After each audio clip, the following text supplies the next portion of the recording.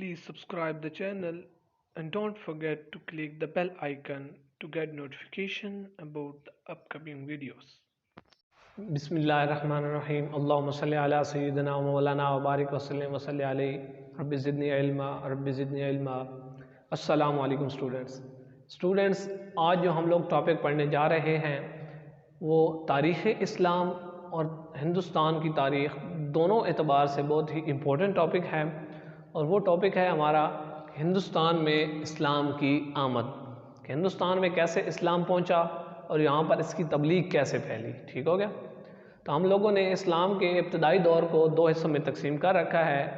علاقوں کے حساب سے ہم نے اس کو دو حصوں میں تقسیم کیا ہے کہ ایک ہے قلب عالم اسلام اور دوسرا ہے ہندوستان. ٹھیک ہو گیا؟ قلب عالم اسلام عرب کو کہا جاتا تھا کیونکہ نبی مکرم صلی اللہ علیہ وسلم عرب میں تشریف لائے تھے. ٹھیک ہے؟ اور ہندوستان کو ہم نے دوسری طرف رکھا ہے. ٹھیک ہے؟ اب سٹارٹ کرتے ہیں اسلام کا آغاز کیسے ہوا اس خطہ عرض پر یا اس دنیا پر. تو ویسے تو اسلام سٹارٹ سے ہی چلا آ رہا تھا حضرت آدم علیہ السلام کی دور سے، لیکن جو شریعت محمدی صلی اللہ علیہ وسلم ہے وہ اس وقت سٹارٹ ہوئی جب پہلی وحی نبی مکرم صلی اللہ علیہ وسلم پر نازل ہوئی. ٹھیک ہے؟ تو 570 سے لے کر 632 عیسوی تک کا دور ہے، اس کو دور نبوت کہا جاتا ہے. دور نبوت اس لیے کہتے ہیں کہ نبی مکرم صلی اللہ علیہ وسلم اس دور میں یہاں پر اس دنیا پر موجود رہے. ٹھیک ہے؟ اب دور نبوت میں اسلام پھیلا. ٹھیک ہے؟ مکہ میں، مدینہ میں، عرب میں، سارے میں تقریباً اسلام پھیلا، بہت بہت دور تک اسلام پہنچا، لیکن ہندوستان میں اسلام نہیں پہنچا. ٹھیک ہے؟ اس طرح ہندوستان اسلام کی آمد سے دور نبوت میں محروم رہا. نبی مکرم صلی اللہ علیہ وسلم کا اس دنیا سے تشریف لے جانے کے بعد دور شروع ہوتا ہے، وہ ہے دور خلافت. دور خلافت میں بیٹا 4 خلفائے راشدین ہیں. 4 خلفائے راشدین کا جو دور ہے اس کو ہم نے دور خلافت کہا ہے. ٹھیک ہے؟ دور خلافت میں بھی ہندوستان اسلام کی دولت سے محروم رہا. ٹھیک ہو گیا؟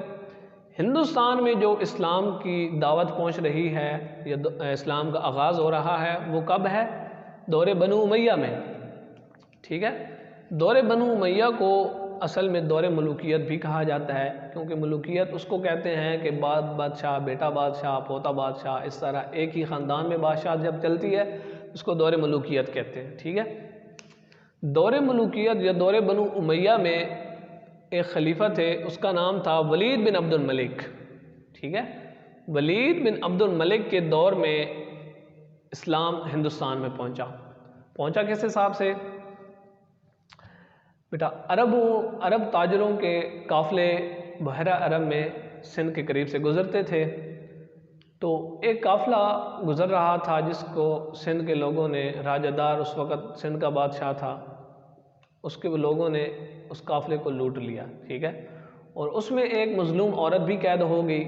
اس مظلوم عورت نے خط لکھا جس کی فریاد پر محمد بن قاسم 17 سالہ نوجوان سے پسلار تھا. ٹھیک ہے؟ 17 سالہ نوجوان محمد بن قاسم سندھ کے علاقے سے ہندوستان میں پہلا قدم رکھتا ہے.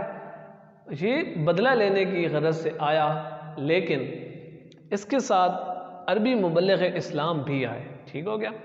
عرب سے جو مبلغ اسلام تھے وہ اس کی فوج کے ساتھ بھی آئے اور اس نے سندھ کو فتح کیا. یہ بہت ہی نیک سیرت، نڈر اور بے باک نوجوان تھا. اس کی سیرت سے متاثر ہو کر لوگوں نے اسلام قبول کرنا شروع کر دیا. ٹھیک ہے؟ وہ علاقے فتح کرتا کرتا ملتان تک کے علاقے اس نے فتح کیے. ٹھیک ہے؟ اور وہ جو مبلغ اسلام اس کے ساتھ آئے تھے وہ یہاں پر مستقل طور پر آباد ہو گئے. اس طرح پہلی بار ہندوستان میں اسلام کی تبلیغ کا سلسلہ شروع ہو رہا ہے. ولید بن عبد الملک کی وفات کے بعد اس کا بھائی سلیمان بن عبد الملک بادشاہ بنا. ٹھیک ہے؟ تو اس نے محمد بن قاسم کو واپس بلا کر شہید کر دیا. اس نے ایسا کیوں کیا؟ کیونکہ محمد بن قاسم دن بدن مشہور ہوتا جا رہا تھا اور اس کی اسلام محبت واضح ہوتی جا رہی تھی اور وہ علاقوں کو فتح کرتے جا رہا تھا. تو سلیمان بن عبد الملک نے جب یہ دیکھا کہ محمد بن قاسم تو اس سے بھی زیادہ مشہور ہو رہا ہے تو اسے اپنی سلطنت کے لالے پڑ گئے، کیونکہ ملوکیت میں ہوتا بھی یہی ہے کہ ملوکیت میں بادشاہوں کو سب سے زیادہ عزیز اپنی بادشاہت ہوتی ہے، سیکنڈ ان کی کوئی اور پریارٹی ہوتی ہے، ٹھیک ہے۔ تو اس وجہ سے اس نے محمد بن قاسم کو شہید کر دیا۔ محمد بن قاسم کے یہاں سے چلے جانے کے بعد 300 سال کا عرصہ ایسے ہی گزر گیا۔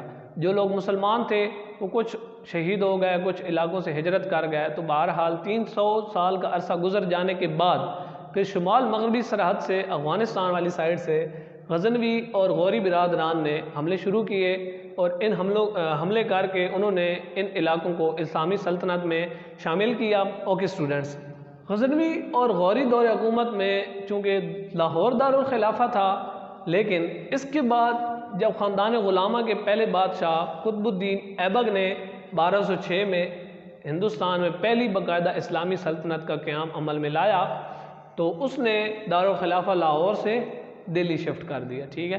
اس لیے اس کو تخت دہلی کا بھی نام دیا جاتا ہے۔ یہ پہلی باقاعدہ اسلامی سلطنت تھی جو ہندوستان میں قائم ہوئی۔ خاندان غلامہ کے بعد بہت سارے مسلم خاندانوں نے ہندوستان پر حکومت کی، ان میں بیٹا خلجی، سادات، لودھی اور مغل بادشاہ شامل ہیں۔ یہ انشاءاللہ ہم لوگ نیکسٹ ٹاپک جو ہمارا ہے کہ ہندوستان پر مسلم خاندانوں کی حکومت، اس میں ہم لوگ ڈیٹیل سے پڑھیں گے۔ That's all for today. اللہ حافظ۔